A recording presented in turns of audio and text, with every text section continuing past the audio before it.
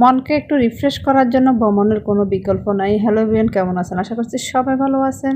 তো আজকে আপনাদেরকে নিয়ে যাব খাগড়াছড়ির আলুটিলায়। আজকে আলুটিলায় কী আছে না আছে সব কিছু আপনাদেরকে ঘুরে ঘুরে দেখাবো। তো চলেন গাইজ, আমরা একটু ঘুরে আসি। কোথায় যাচ্ছি?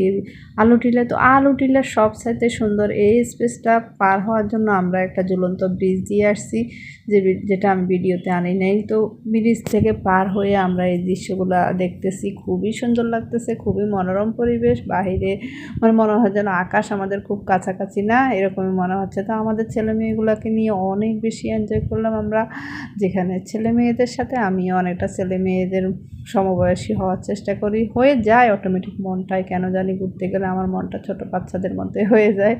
তো অনেক বেশি এনজয় করতেছি, সবাই মিলে ছবি তুলতেছি, ভিডিও করতেছি। আমার কলিগ আমাকে ভিডিও করে দিচ্ছে, দেখেন কত ভালো লাগতেছে। মানে ওরা সবাই ভিডিও করার জন্য খুবই আগ্রহী থাকে, যেটা আসলে ফ্যামিলিগতভাবে গেলে হয় না। তো আমার খুব ভালো লাগতেছে, খুব আমরা এনজয় করতেছি এখানে।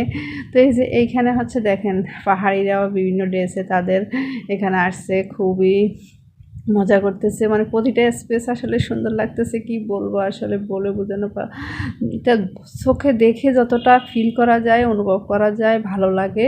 ক্যামেরা অতটা আমার স্বল্প দামি ক্যামেরা অতটা ফুটানো যায় নাই। তো বিভিন্ন স্কুল থেকে শিক্ষার্থীরা আসছে, আমাদের শিক্ষার্থী, বিভিন্ন স্কুলের শিক্ষার্থী সবাই খুব মানে হই হুল্লোড় মজা করতেছে, যে যার মতো করে যেদিকে যাচ্ছে। আসলে এখানে গিয়ে আমরা কে কোথায় আছে এই জিনিসটা আসলে ওই মুহূর্তে হয় না। পরে দেখি যে আস্তে করে সবাই একত্র হয়ে যায়, ঘুরে ফিরে আবার খুঁজে একসাথে ঘুরি।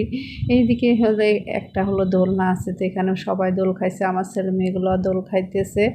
তো সবসাথে এই দোলনার পাশে ছিল যে আমি প্রথমে যে ভিডিওটা করছিলাম, ওখানে একটা মানে সিম গাছের মতো গেট করা আছে, যেটা আমার খুব ভালো লাগছে। মানে ঝুলন্ত আলুটিলার নামটা কেমন যেন, কিন্তু এই জিনিসটা এত সুন্দর আসলে না গেলে বোঝা যায় না। এটা হলো যে আরেকটা ঝুলন্ত ব্রিজ। তো এই ঝুলন্ত ব্রিজটা আমরা এখানে পার হচ্ছি, পার হয়ে আমরা যাব আলুটিলা গুহায়।